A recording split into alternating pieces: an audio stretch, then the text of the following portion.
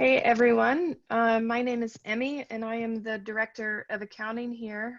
So I work with Craig and Danielle and Kayla, who you will all interact with. And I wanted to introduce you to Bill.com. You guys will all see the bills that come through for your approval for payment. And we want to walk you through what that's going to look like. So I will go into a share screen. Also, Jake's on here. Help make sure what I'm saying is useful.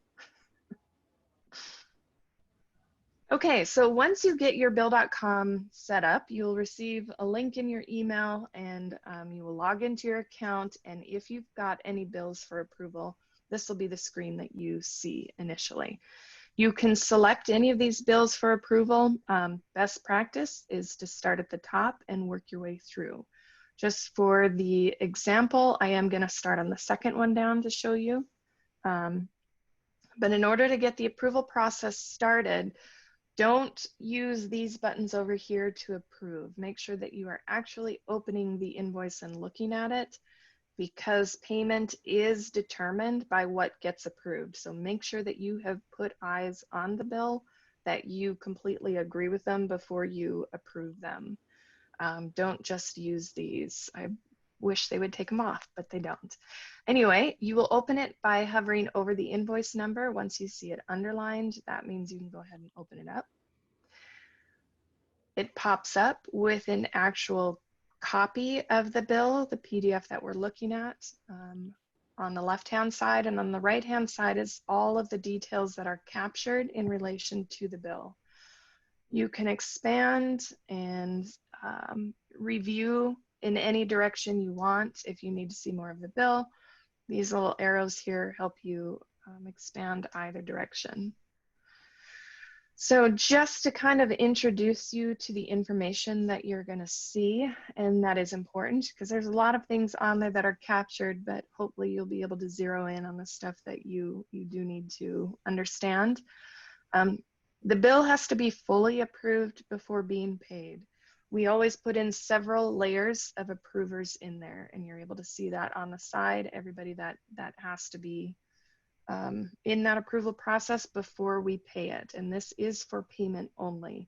We will talk about how it correlates to your P&L on a later video, but for right now, this just has to do with payment. Bills that come in will have their invoice date.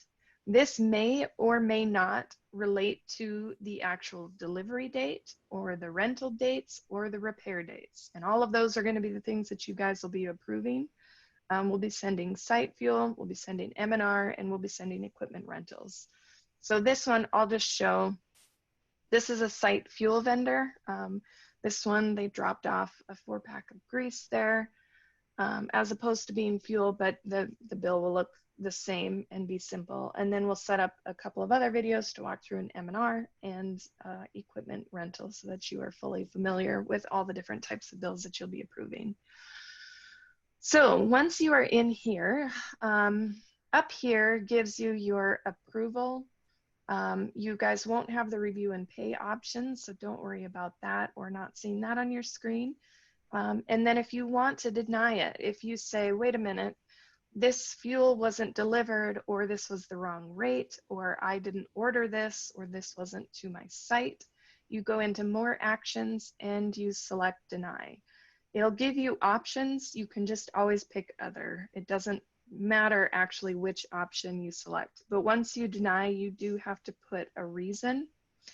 And this becomes really important with repairs and with rentals, because we will take your reason and go back to the vendor and ask them to change or correct the bill.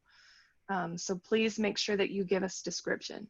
If it's just a typo that you're seeing, that this was to the wrong site, when it actually was something ordered and delivered to a different site, then just put that in there and we'll get that all reassigned. But let's get this one in here for demonstration. As soon as you type something in there, your submit button becomes available and you will go ahead and submit that. Once you deny it, it automatically moves to the next bill in your queue. And then we are going to talk through what that's going to look like from the M&R perspective in the next video.